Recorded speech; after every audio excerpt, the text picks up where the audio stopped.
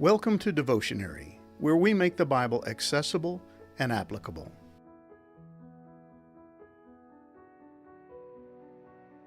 The Bible is a book of history and prophecy. It's full of stories about the past and predictions about the future. It tells us how the universe was created by God, how sin entered into the scene, and how mankind went from being made in the image of God to being the enemies of God.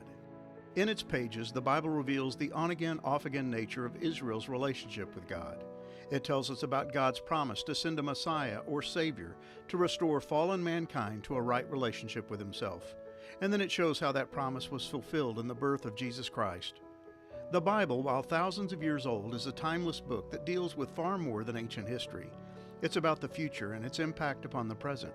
And in Isaiah chapter 29, verses 17 through 24, God gives the people of Judah a much-needed reminder that His plans for them extend well beyond their current circumstances.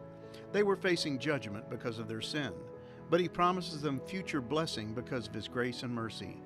They couldn't seem to stop rebelling against Him, but that would not stop God from pouring out His blessings upon them, in the future and according to His divine will.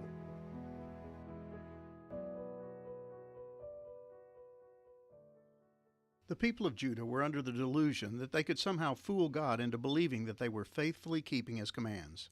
They were observing all the annual rituals and celebrating each of the prescribed festivals on schedule, just as God had commanded. But they were just going through the motions, and all the while they were worshiping false gods and failing to pursue justice and righteousness. So God described their so-called worship of Him as nothing more than lip service. It was all an act designed to trick God into believing they were faithful and true. And in their arrogance, they dared to say, "The Lord can't see us. He doesn't know what's going on." Isaiah 29, verse 15. But they were wrong. God was the potter and they were the clay. He knew exactly what was happening. He could even see into the deep recesses of their hearts, where the root of the problem was contained. And while God was going to bring judgment against His people for their disobedience and unfaithfulness, Isaiah reveals that God had other plans for them as well. Their immediate fortunes would involve defeat at the hands of their enemies, the destruction of their city, and the desecration of the temple. But God had more in store. He had plans for them of which they were totally unaware. In just a very short time, Lebanon will turn into an orchard, and the orchard will be considered a forest. Isaiah 29, verse 17.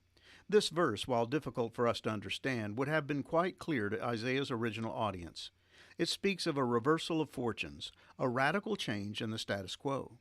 In Isaiah's day, Lebanon was renowned for its forests, but the day was coming when the trees once used for building ships, palaces, and siege engines would be replaced with fruit trees. The fame of Lebanon would no longer be its vast forests filled with stately cedar trees, but its orchards. A day was coming when things would be radically different. Isaiah describes a day when the blind will see and the deaf will hear. But there appears to be more to this than the restoration of sight to the blind and hearing to the deaf. Notice that Isaiah states, "The deaf will hear words read from a book." Isaiah 29, verse 18. Just a few verses earlier, God had mentioned a sealed book that contained insights into future events. All the future events in this vision are like a sealed book to them. When you give it to those who can read, they will say, "We can't read it because it's sealed." When you give it to those who cannot read, they will say, "We don't know how to read." Isaiah 29, verses 11 through 12. The people of Judah had been unable to see what God had in store for them, and it was because God had blinded their eyes to the truth. Even their prophets and seers were incapable of seeing the future plans of God. Then go ahead and be blind. You are stupid, but not from wine. You stagger, but not from liquor. For the Lord has poured out on you a spirit of deep sleep. He has closed the eyes of your prophets and visionaries. Isaiah 29, verses 9 through 10. But Isaiah informed them that a day was coming when God would open their eyes to see and their ears to hear. The unforeseen future would become a present reality, and the ones who will benefit from God's goodness and graciousness on that day will be the lowly and humble. The humble will be filled with fresh joy from the Lord. The poor will rejoice in the Holy One of Israel. Isaiah 29, verse 19. God has a particular disdain for the prideful and arrogant. There is no place in God's kingdom for the self-made man, the individual who sees themselves as the master of their own fate, and the Scriptures are replete with God's outlook on the proud. Though the Lord is great, He cares for the humble, and He keeps His distance from the proud. Psalm 138, verse 6. Toward the scorners he is scornful, but to the humble he gives favor. Proverbs 3, verse 34. But those who exalt themselves will be humbled, and those who humble themselves will be exalted. Matthew 23, verse 12. The day is coming when there will be no place in God's kingdom for those whose lives are marked by scoffing, mocking, pride, and self-sufficiency. Like the cedars of Lebanon, they will be replaced with trees that produce fruit in keeping with God's will. And when Isaiah shared this news, everyone in his audience knew the ones at whom his words were aimed. The scoffer will be gone, the arrogant will disappear, and those who plot evil will be killed.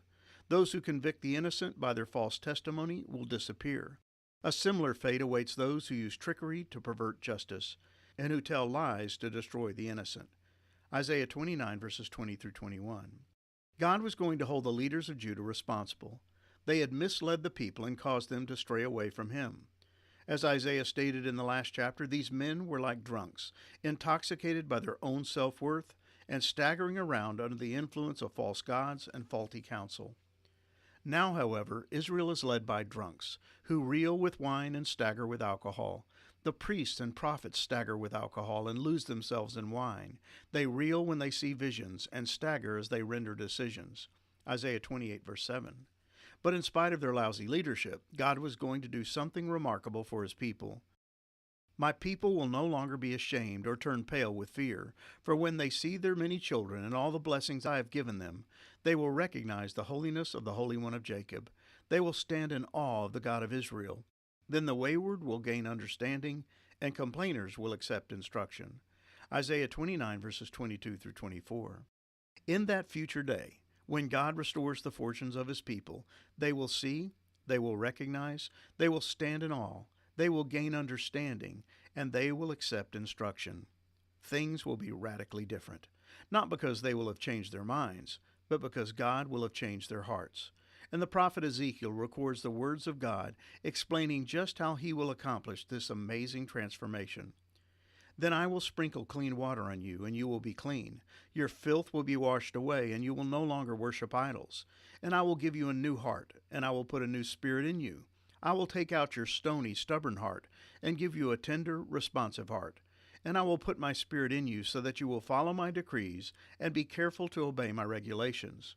And you will live in Israel, the land I gave your ancestors long ago. You will be my people, and I will be your God. Ezekiel 36, verses 25 through 28. You don't have to be a biblical scholar to determine that this day has not yet arrived. The people of Judah and Israel have not yet experienced this amazing transformation. And while there are those who teach that this prophecy was fulfilled when Jesus appeared the first time and the gospel was taken to the nations, it's hard to ignore that this promise was delivered to the people of Israel. Yes, those of us who have experienced the life-transformative power of the gospel message are the beneficiaries of God's grace and mercy. But we cannot assume that God's promises, made to the people of Judah and Israel, have been transferred wholesale to the church. Paul reminds us that we are grafted into the tree of Abraham. So now you also receive the blessing God has promised Abraham and his children, sharing in the rich nourishment from the root of God's special olive tree. Romans 11, verse 17. But we don't replace the nation of Israel. We are simply grafted into the tree and are allowed to share in the promises God has made to them. And Paul goes on to explain that God has a future plan for his chosen people Israel. And if the people of Israel turn from their unbelief, they will be grafted in again, for God has the power to graft them back into the tree. You by nature were a branch cut off from a wild olive tree. So if God was willing to do something contrary to nature by grafting you into his cultivated tree, he will be far more eager to graft the original branches back into the tree where they belong. Romans 11, verses 23 through 24. Yes, there have been many Jews who have come to faith in Christ over the centuries, but that doesn't appear to be what Paul is talking about. Like Isaiah and Ezekiel, he seems to be referring to a future time when God will do something entirely new and unique for his chosen people. Why? Because he is a faithful, covenant-keeping God.